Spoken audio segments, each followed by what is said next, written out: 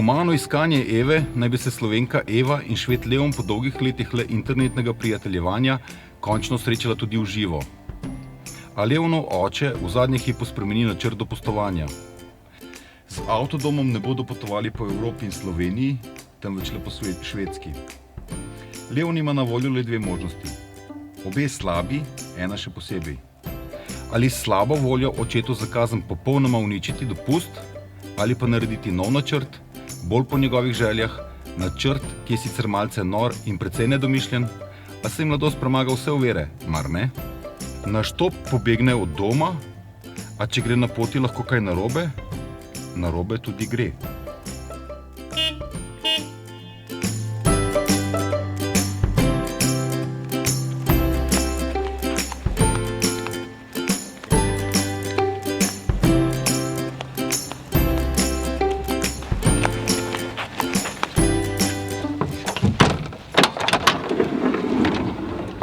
Opa!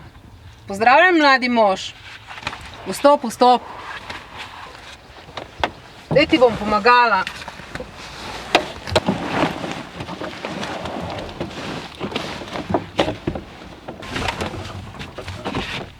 Kar prpni se, prvež se.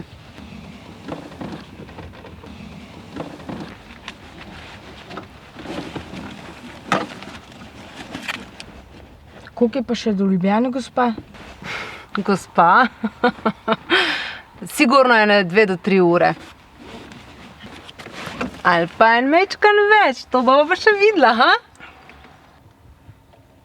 Gospa, samo 12 let imam.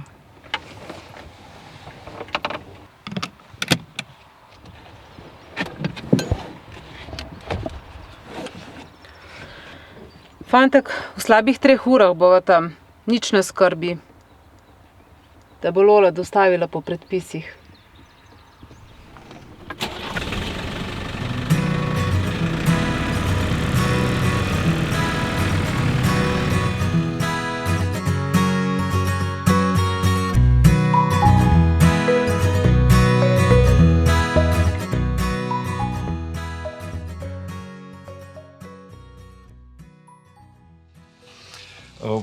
Preberati v pustolovščinah je, bom rekel, zanimivo in veliko krat prideš v skušnjavo, da bi recimo kaj takega ponovil. Razlika med realnostjo, realno pustolovščino in branjem v knjigi ta, da v knjigi pisatelj odloča, kaj se bo zgodilo, kako se bo zgodilo. Pa naj se šliš še tako, bom rekel, enostavno danes, ko ni meja štopati čez celo Evropo, ma ni tako enostavno, ne? Mislim, obstaja možnost, da v realnem življenju naletiš na, bom rekel, slabega človeka, kjer se potem ne konča to tako, kot se recimo konča v knjigi. Vse večinoma se učimo iz napak.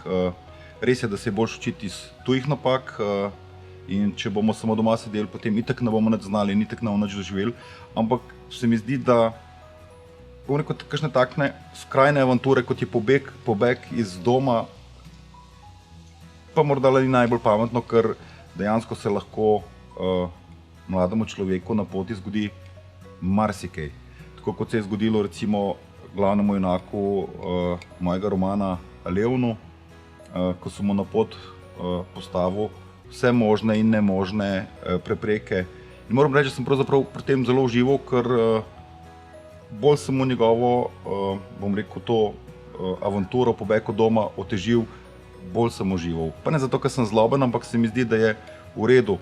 Berite o takšnih avanturah v knjigah,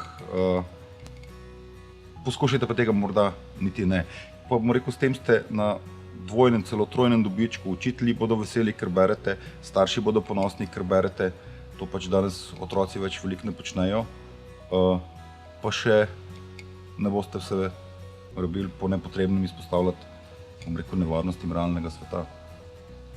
Tako.